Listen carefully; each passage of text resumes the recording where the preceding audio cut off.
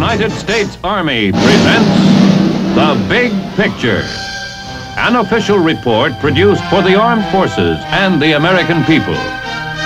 Now, to show you part of the big picture, here is Sergeant Stuart Queen. Last week, you saw the beginning of aviation, starting in the fields of Kitty Hawk, North Carolina. Today, we shall see part two of this three-part series, covering the era of General Billy Mitchell through to the supersonic aircraft of today.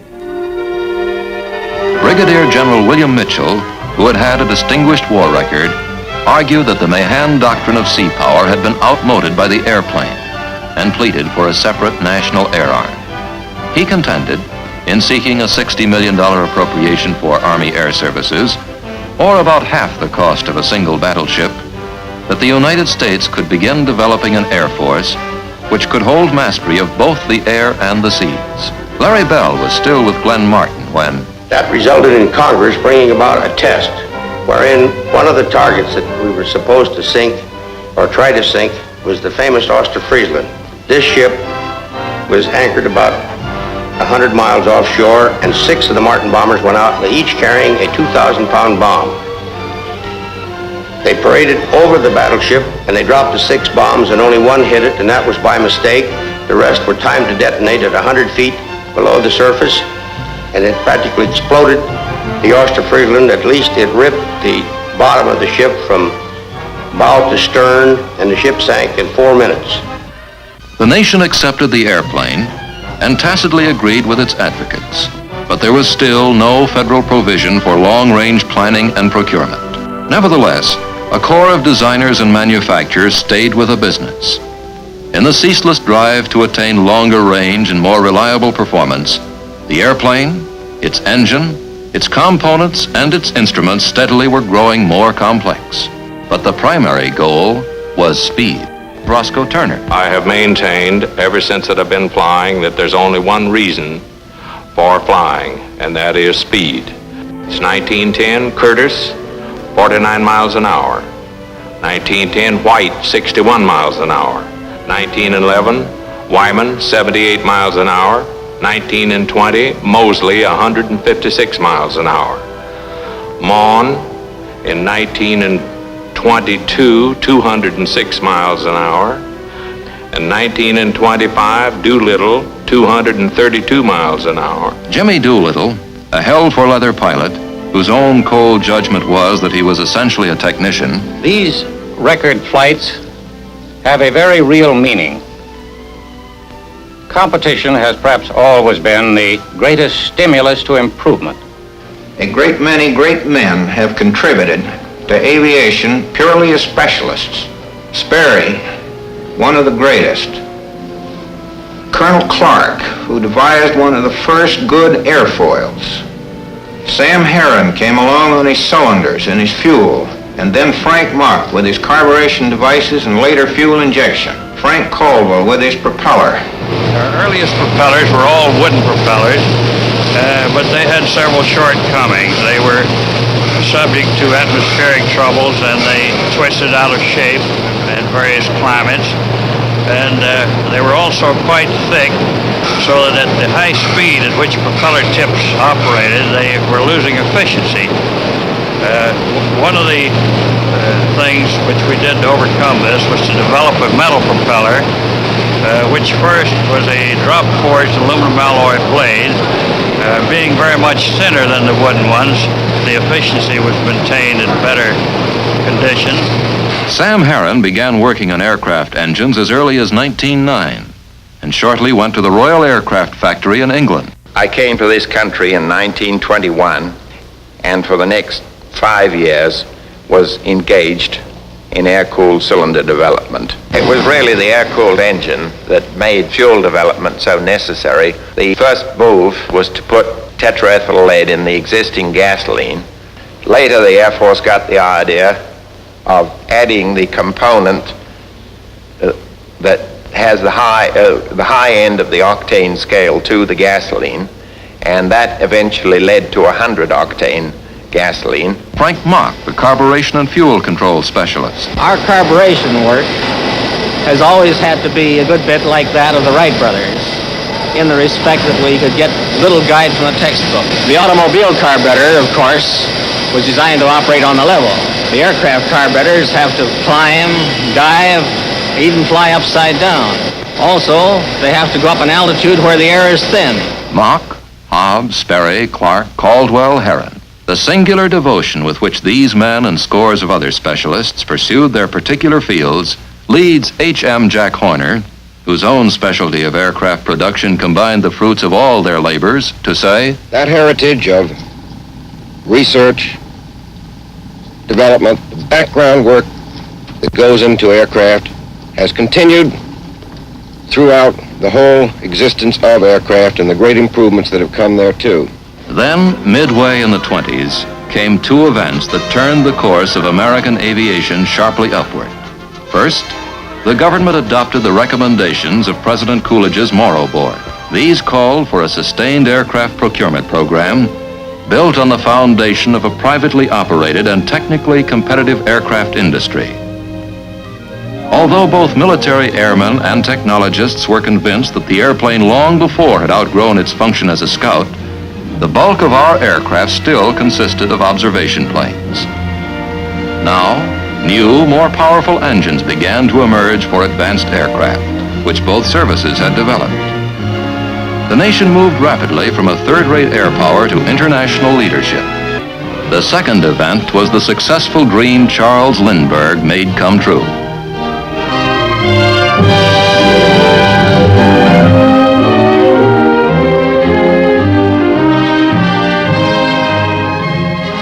In his single-engine Ryan monoplane, Lindbergh had flown the Atlantic non-stop to Paris.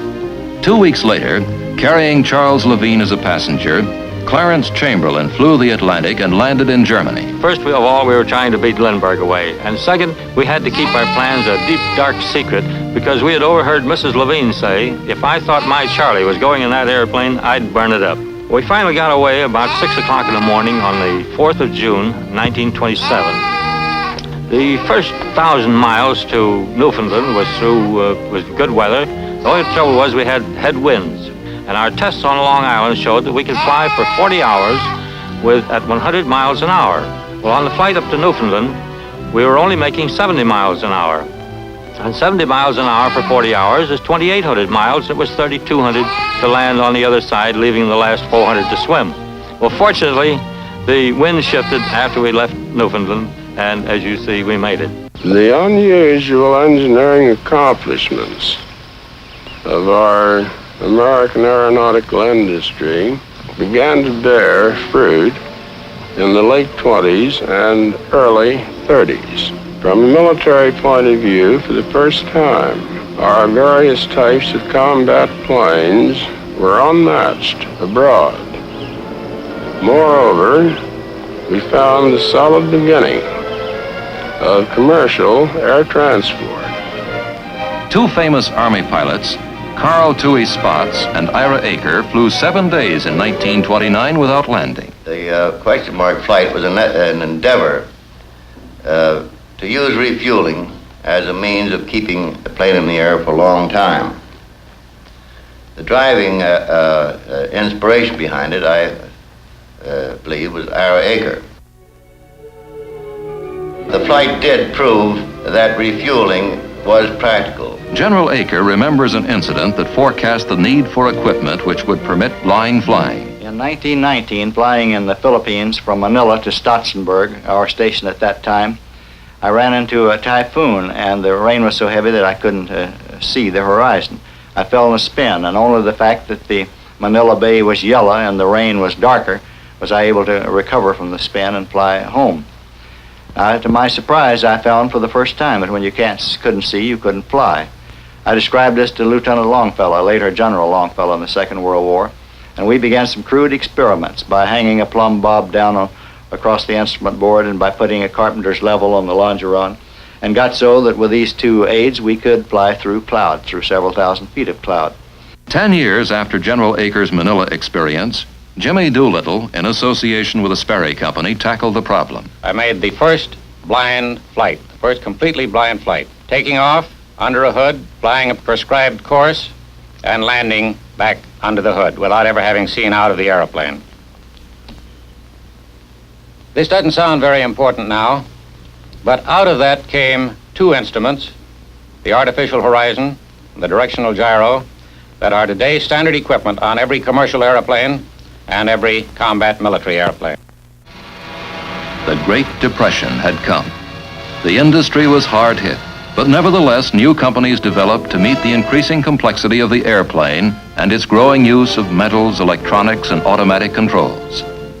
Dutch Kindleberger departed from Douglas to take over North American. Companies were formed bearing the famous names Bell, Fairchild, Northrop, Beech, Cessna. A World War Navy pilot, Leroy Grumman, left civil engineering to enter aviation. We knew that a conventional airplane wouldn't get us an order. We finally ended up with the design of the first military fighter with retractable landing gear, for which we got a contract and which proved to be highly successful, having a speed far in excess of any current Army or Navy fighter of that time. The 30s also were the years in which each summer fierce competition was held to determine the best of the airplane breed. Proof of the individual airplanes, engines, and pilots came in the national air races. With thousands looking on, the legendary pilots raced.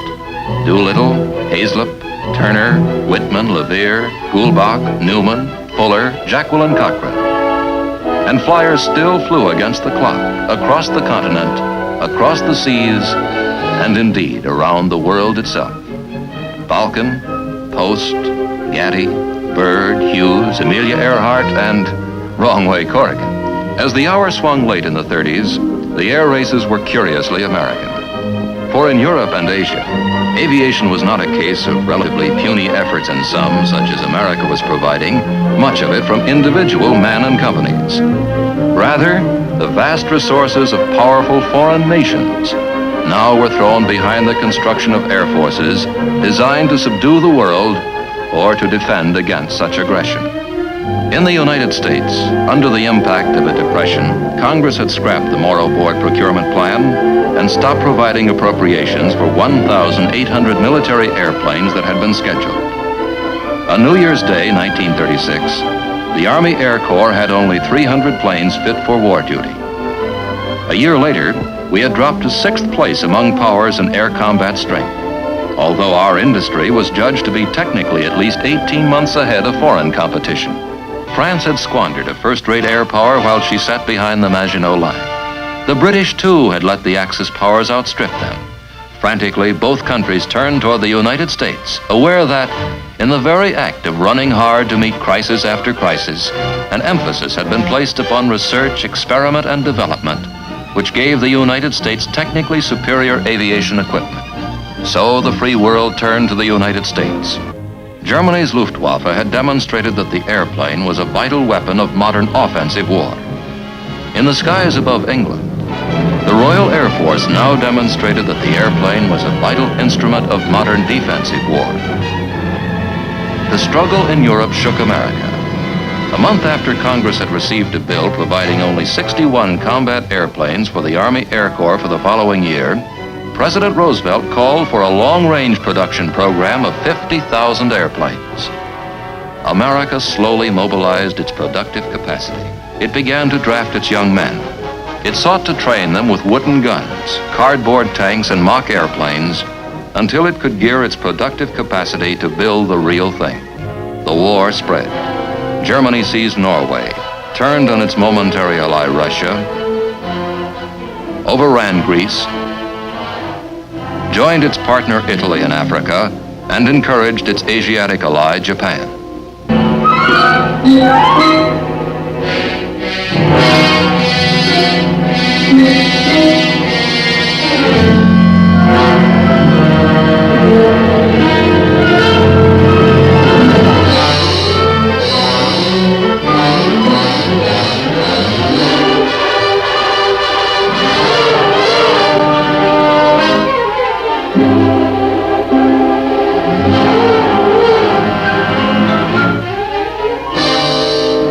Nothing could have convinced the people of America more surely of the bitter nature of modern war than the sneak punch that Japan threw at Pearl Harbor.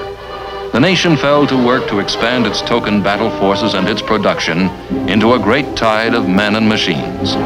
To train men and to equip them required long months, particularly in aviation.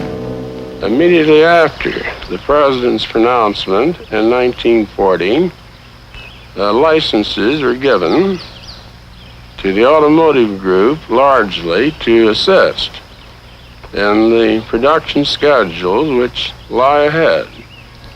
Nevertheless, until the end of 1943, the equipment which actually saw service on the various fighting fronts all over the world were furnished entirely by the aeronautical industry, because it was a fact that it required 20 months to 2 years for the average automotive company to begin. With their momentum at full flood, the Japanese swept through the Pacific.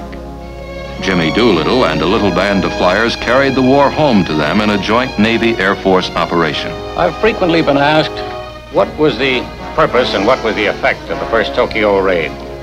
Well, the purpose was to take the war to Japan, to show them that their island was not inviolate. The effect? Well, the effect was to cause them to divert some of their military strength that was needed in the South Pacific to the protection of the home islands. Slowly, the nation began to regain control of the air and the sea lanes that it had lost in the Pacific. The first great victory was the Battle of the Coral Sea. Captain Thatch, one of the Navy's ablest flyers and tacticians, remembers that battle and the subsequent Battle of Midway. In the Battle of the Coral Sea, for example, the dive bombers and torpedo planes and the fighters came in almost simultaneously, but the enemy concentrated on the dive bombers. At the same time, that let the torpedo planes in, and they did most of the damage. On the other hand, in the Battle of Midway later, the enemy fighters concentrated on the torpedo planes, and the dive bombers came in almost unmolested. I could see them coming down like a huge waterfall, and there were practically no misses.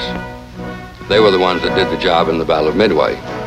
From their bases in England, American bombers began to strike at the heart of Germany under the direction of General Spaatz. Strategic bombing was one of the ways of winning the war.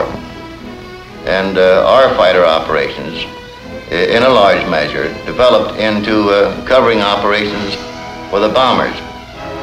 In order to do that, we had to have the development that had taken place.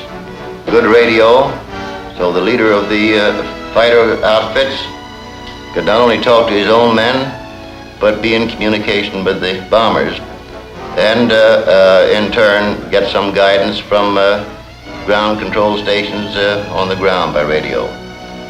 This resulted in a different type of fighting and a different type of operation. But it proved conclusively in World War II that the airplane had developed to such an extent that air warfare became a different war altogether than land and sea warfare. Wellwood Beale, a member of the team of designers who created the B-17, saw the airplane altered from a defensive to an offensive weapon. The conception of strategic air bombing was not fully developed at that point. Originally, for instance, the B-17 was built to protect our coast from an invading fleet, and hence it was called the Flying Fortress. But when we got to England, it was obvious that to use these bombers to the greatest advantage, that we would have to not only get the enemy's supply lines, but the places where he manufactured his military equipment. The British thought it would be easier to do it at night. They'd have much greater chance of success and would be less vulnerable to enemy fighters. And they called their bombing saturation bombing. They dropped large numbers of bombs on a large industrial area. The Americans, however, decided that with the B-17 and the B-24, that they could pinpoint a specific target. For instance, the ball bearing factory at Schweinfurt. They, in order to do the job properly, decided that it should be done at daytime, where their bomb sight was the most effective. At home, the United States had channeled its great energies and its vast technologies to produce in flood the goods of war. And now, with our allies, our integrated sea, land, and air combat team attacked.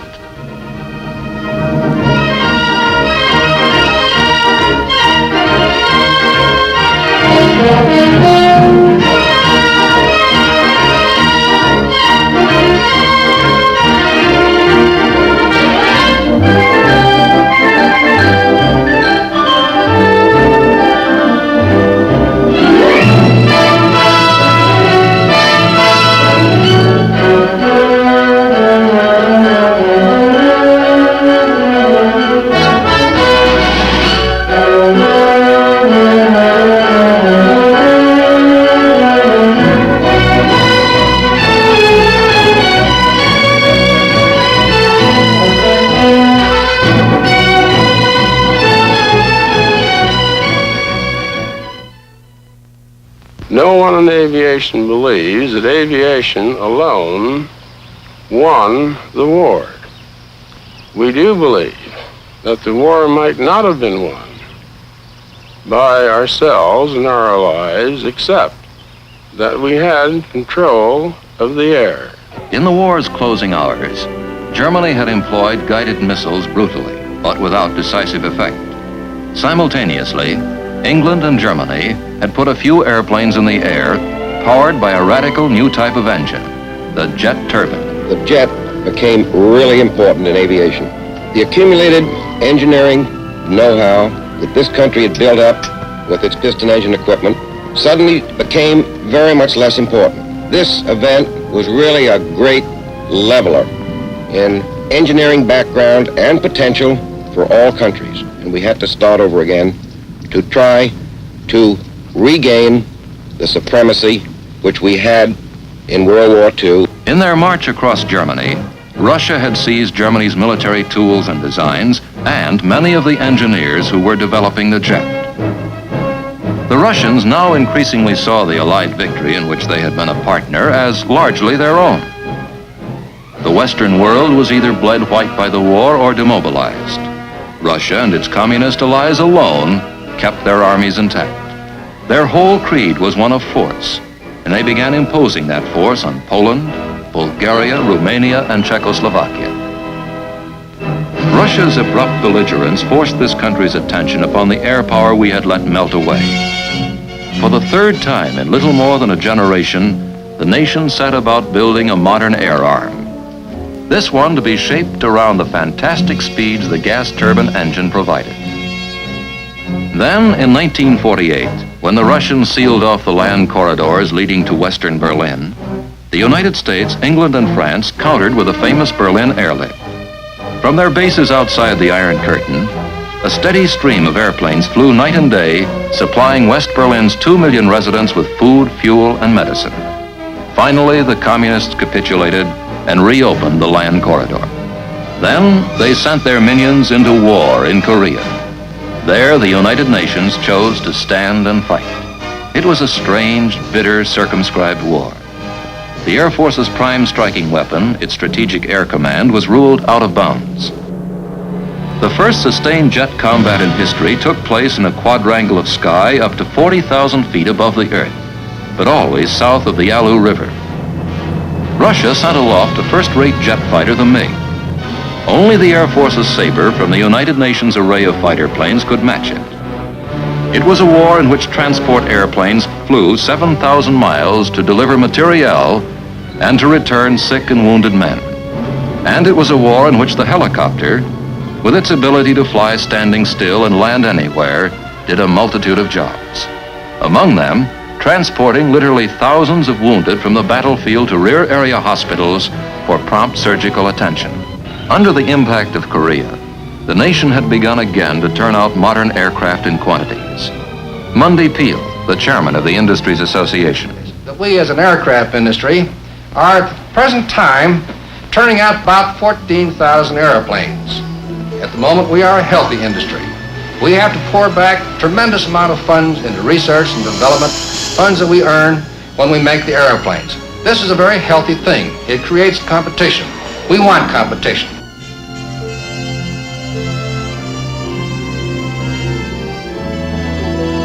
Modern test pilots who fly at sonic speeds and incredible altitudes take an equally factual view of their calling.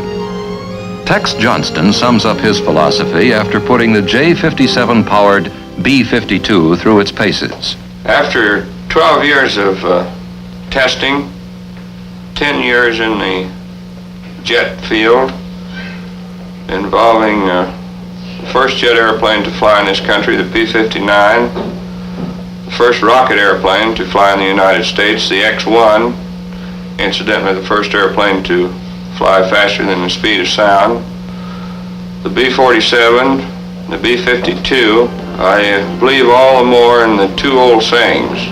First, that one test flight is worth 1,000 expert opinions, and the other one for the flyboys, altitude above you and runway behind you will never do you any good. Chuck Yeager, the first man to fly through the sonic barrier, and Bill Bridgman, a test pilot who has flown almost twice the speed of sound and has piloted a plane at an altitude of 79,000 feet, discussed their calling in language peculiarly their own. Certainly enjoyed the work. I think launching's the only safe way to get into that kind of flying. It's a heck of a lot safer than takeoffs, that's for sure. Yeah, and you burn so much fuel when you take off before you get up to the altitude where the airplane could drop you. And I personally think that's the most fun involved in a flight is when the guy cuts you loose, you're just hanging there for a minute, just like on a roller coaster. And so the airplane has evolved from the Wrights, whose first flights at Kitty Hawk were at speeds hardly faster than an athlete can run, to speeds today where the Bridgmans, the Yeagers, and the Johnstons travel faster than a bullet. Horizons far beyond today's achievements still beckon.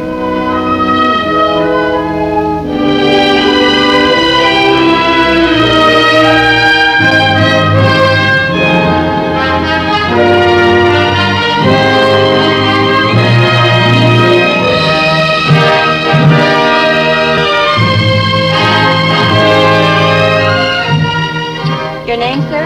Frank P. Long. Have you flown before? Yes, I've flown before.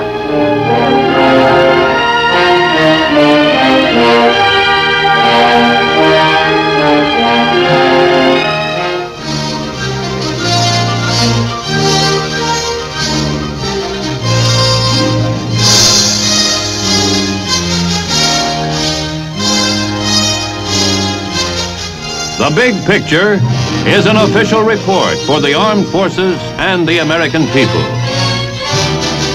Produced by the Army Pictorial Center.